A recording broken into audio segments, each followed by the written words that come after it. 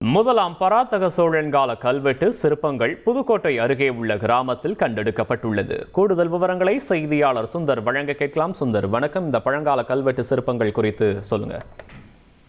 புதுக்கோட்டை மாவட்டம் என்பது தொல்லியல் எச்சங்கள் நிறைந்த மாவட்டமாக திகழ்ந்து வருகிறது. இந்த தமிழக தொல்லியல் துறை சார்பில் பொற்பனைக்கோட்டையில் அகழ்வாராய்ச்சி பணிகள் தற்போது நடைபெற்று வருகிறது. இதே போன்று மத்திய தொல்லியல் துறை சார்பாக புதுக்கோட்டை மாவட்டம் விராலிமலை கொடும்பாலூரில் தொல்லியல் துறை சார்பாக அகழ்வாராய்ச்சி பணிகளாக நடைபெற்று வருகிறது.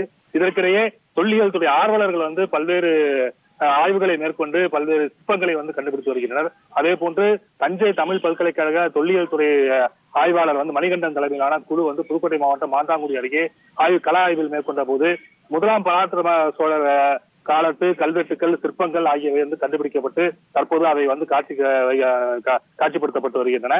இந்த சிற்பங்கள் பண்டைய காலத்து, அதாவது சோழர் காலத்து சிற்பங்கள் என்று தற்போது கண்டுபிடிக்கப்பட்டுள்ளது. இந்த கல்வெட்டில் குறிப்பிடப்பட்டுள்ள என்னென்ன குறிப்பிடப்பட்டுள்ளது என்பது குறித்து தற்போது மணிகண்டன் தலைமையிலான குழு ஆய்வு பணியை மேற்கொண்டுள்ளது.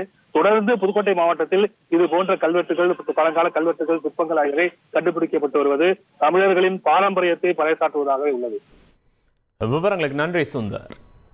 உங்கள் தந்தி ஒன் தொலைக்காட்சியில் தெனாலிராமன் தினமும் மாலை 6 மணிக்கு காண தவறாதீர்கள்.